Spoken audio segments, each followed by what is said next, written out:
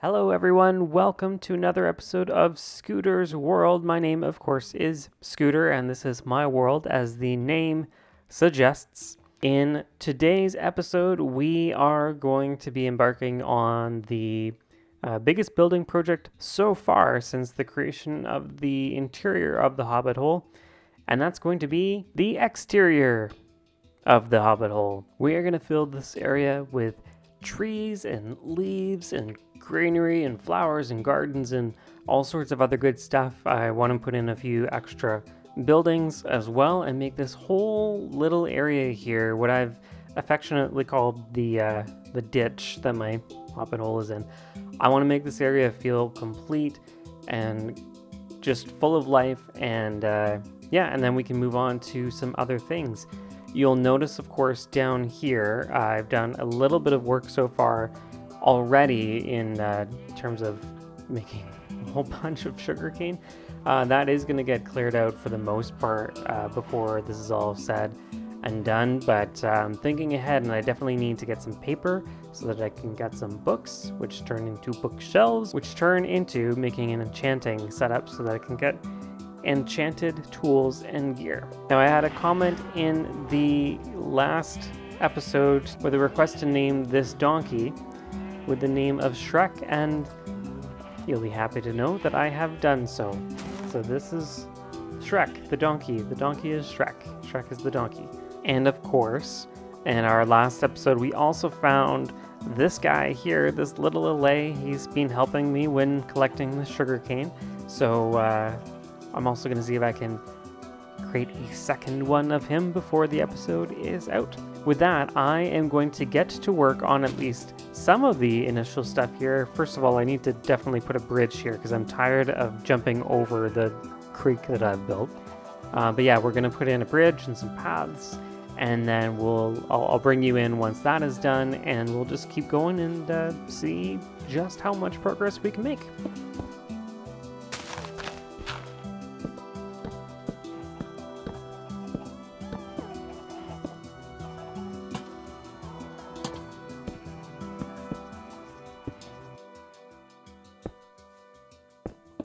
Okay, so stage one is complete, as you can see, because I am standing on a bridge and not having to jump over the creek anymore. So if we want to take a look at that here, just a small little bridge, nothing too fancy or anything, but I think it does fit with the area pretty well.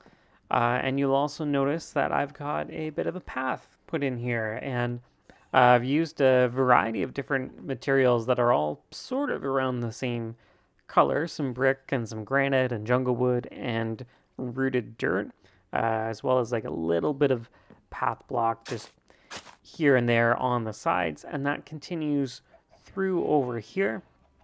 And as I fill in the area, I'll of course build out these paths in different directions, but this is the general color template that we will be using for the rest of those in this area. And of course, here is the entrance to the mine shaft that we built a few episodes back. Again, nothing too special, but I kept that rounded shape, and that's going to be a bit of a theme through the Hobbit Hole area. But yeah, it just gives a bit of a nicer door than just a hole in the dirt for the mine shaft here. But it is getting dark, so I am going to sleep, and then I will bring you in once I am done stage 2. I still have to figure out what stage that's going to be, but yeah, by the time you see this, you'll already know in about 2 seconds.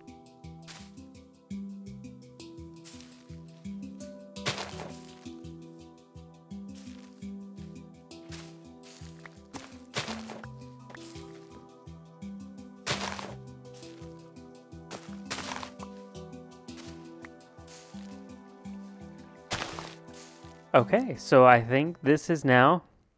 Hi. I think this is now stage 2 complete. As you can see, I've spread a lot of moss all over the hillside here. Added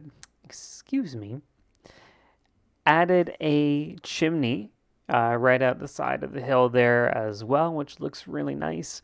But yeah, I'm just in love with this moss here. It just makes the whole hill feel so much more realistic and green and bright instead of just the very brown texture you get on the side of all of the dirt blocks.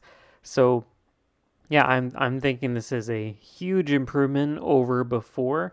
And of course, the whole area around here is going to get the same treatment. I still need to add some leaves and some greenery and trees and things like that. Little front gardens along there as well. But I think you will agree with me. This is starting to feel much, much more like a real, well, real, quote unquote, a real hobbit hole with, a nice, lush green hill on the side there. So, yeah, now I will next bring you in for whatever stage 3 happens to be. See you in another 2 seconds. We interrupt this phase of the project for a brief message from our sponsors. These guys. Okay, they're not actually sponsors, but, they do pop in from time to time to check the progress. They're very intent on making sure that this gets completed this episode, which I can appreciate. But I don't appreciate that they're trying to also get spoilers at the same time. We don't like spoilers over here, so let's... Oh my gosh, there's a lot of them. Okay, boys.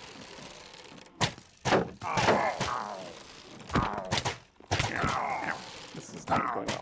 No, don't hurt the cows. Don't hurt the donkey either.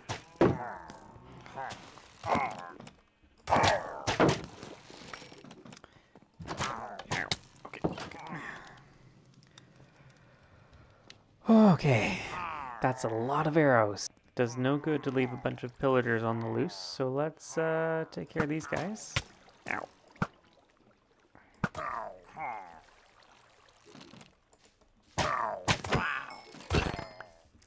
Hey, a crossbow. That's kind of cool. Oh, I am a pillager. Feel my pillaging wrath. Oh, you've got to be kidding me. I just dealt with you guys. At least give me the courtesy of sleeping first before you come barging in here. Sleep, sleep, sleep, sleep, sleep. I seem to be really popular today for some strange reason. Now, let's see if we can take care of these guys. There we go. One more. One more. There. Hi. Good job, boys. Great at your jobs.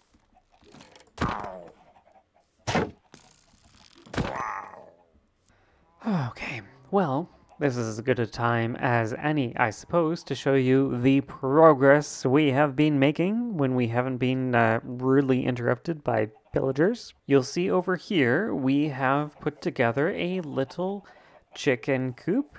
The chickens are very happy with this development. They don't have to stand outside in the rain anymore. And if I open up this, you'll see it's already been collecting quite a few eggs in the time that I've built this. So what we can do is flip the trapdoor like that, crawl inside, and voila, we are inside the chicken coop. You will see here that there are many chickens.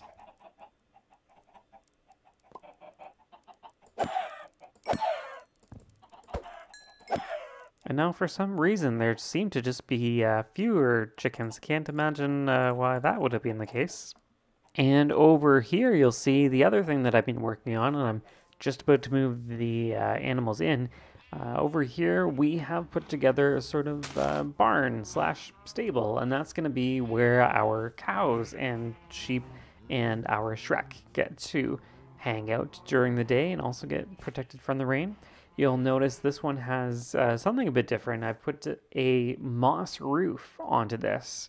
I figured that it's a a fitting thing in a Hobbit-ish area that the actual building itself is kind of part of the hillside, and you'll see I've got some moss even up along here, but I think I really enjoy this particular touch with the building.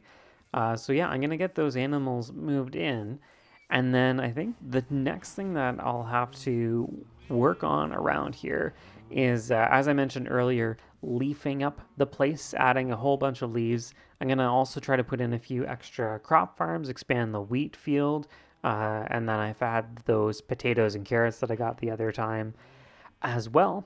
Some beetroots and melons and pumpkins too. So I'm going to see if I can get all of the crops all over the place here and have all of those planted and started. If I can swing it, I might try to do a few custom trees as well, because I kind of like doing custom trees. I'm not the best at it, but it is a lot of fun. And if you've never actually built custom trees before, highly recommended. It's actually a really interesting exercise and very different from just your standard, Minecraft house, castle sort of thing. It's a much more organic shape that you have to build. So, anyways, I'm going to stop blathering and I'm going to start building. And I shall see you in like another 2 seconds for you guys, because you get to skip all the work.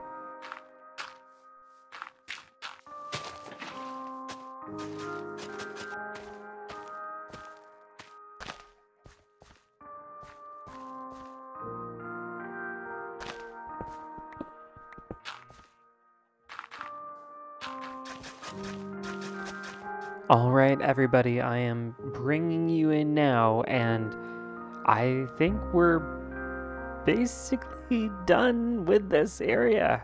Let's take a look here at everything that we've got today. I mean, of course, behind me already, you can see a lot of greenery. I've got tons of leaves and now flowers and bushes and just stuff everywhere. And I think you'll agree this really makes the whole thing just come completely alive, and feels completely different than it did before, when all it was just a building plopped onto the side of a brown hill face there.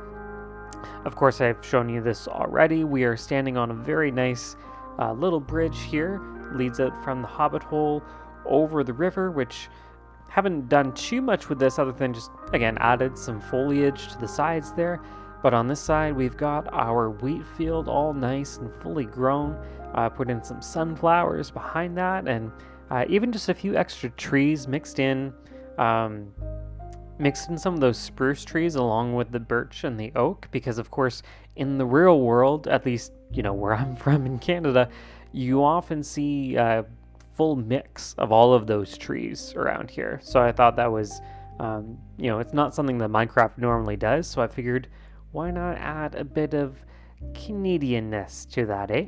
Over here, you'll see this is, I mean, it might not look too different at first, but this is actually one of the custom trees that I built. So this isn't one that grew on its own. I placed everything by hand, the whole trunk and everything and all of the leaves.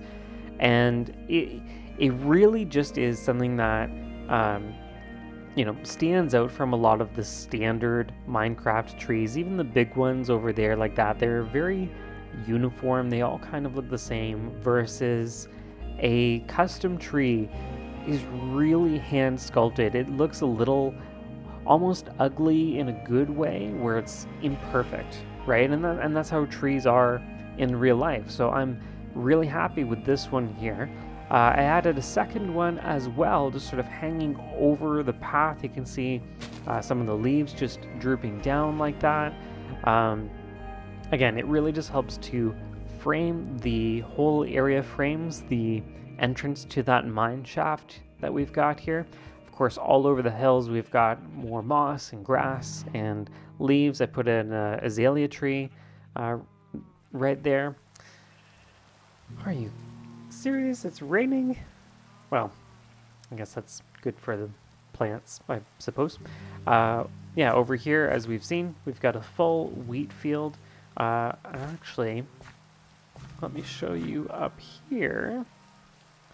I also have started growing some pumpkins and melons just on the side of the hill here. So this will be a nice, nice little pumpkin and melon patch when that eventually grows. Of course, over here we have the pond that, I mean, it's been there for a while, but now just, again, a lot more life. Probably actually too many of those flowers all on the same level. That looks a little funny. I might change that a bit later. But we've got some sugarcane reeds growing on the side of that there. I did a little bit of bone meal on the bottom there, and that's what grows that seagrass on the bottom, and just makes it, again, feel that little bit more alive and green, which is always really nice. We come up the path here. We've got another crop field set up. We'll go all the way around. And here is where I have got my carrots and potatoes and beetroot growing.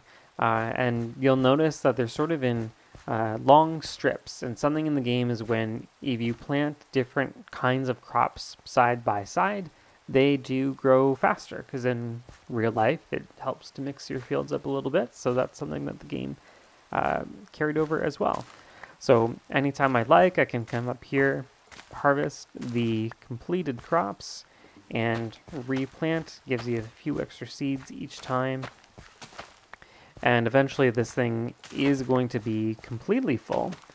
It's the beetroot that's really slacking here compared to the others, but we won't hold that against it. I mean, beetroot already has enough haters as it is, but I just love the way the color comes through in the fields here.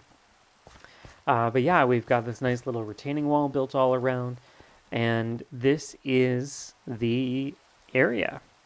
I think, yeah, I'm really happy with this. Of course, over time, we can do even more. We can add eventually maybe some more buildings here and there, expand the places that we've terraformed and changed.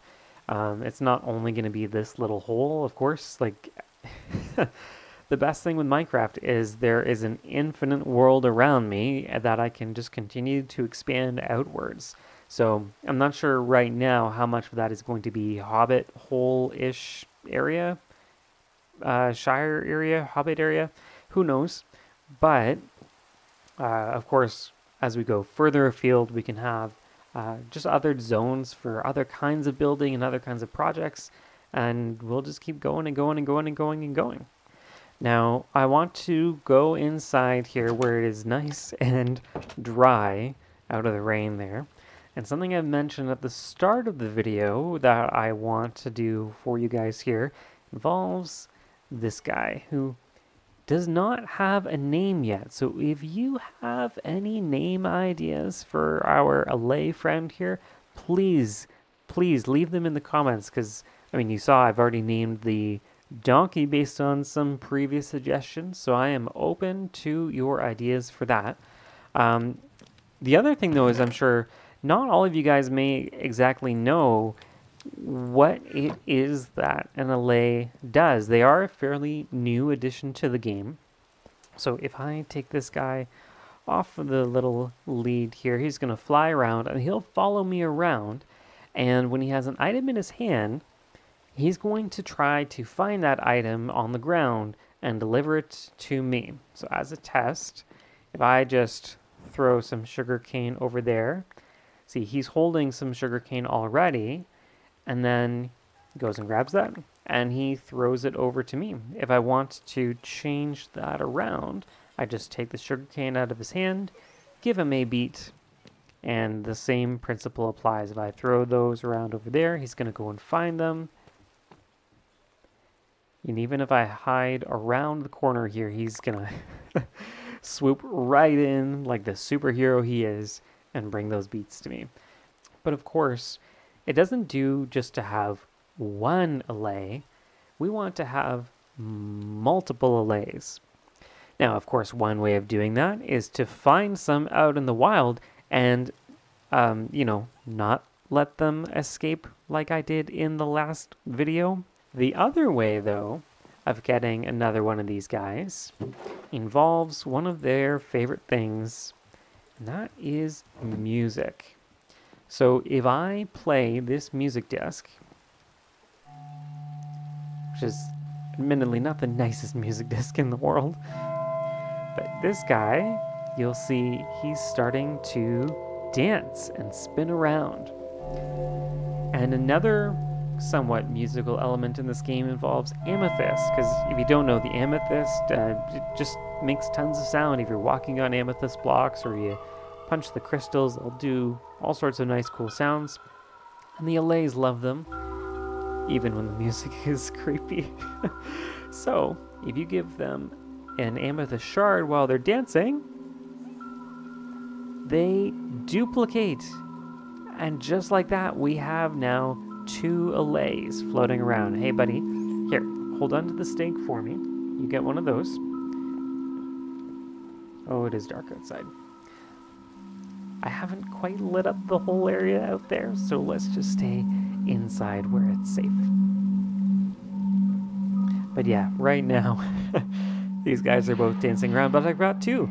And as long as you give them enough time to do a bit of a cooldown, I think it's like 5 minutes or something, and as long as you have more amethyst, you in theory can have as many allays as you want, escape artists notwithstanding. Okay. Sorry boys, that's enough of that. What are you looking at? There's nothing there. Strange. But anyways, yeah. Allays are great. Alright, now we are just about done for today, but don't click away. I've got one more surprise for you guys. Because next episode, we are going to be going to the Nether. See you on the other side.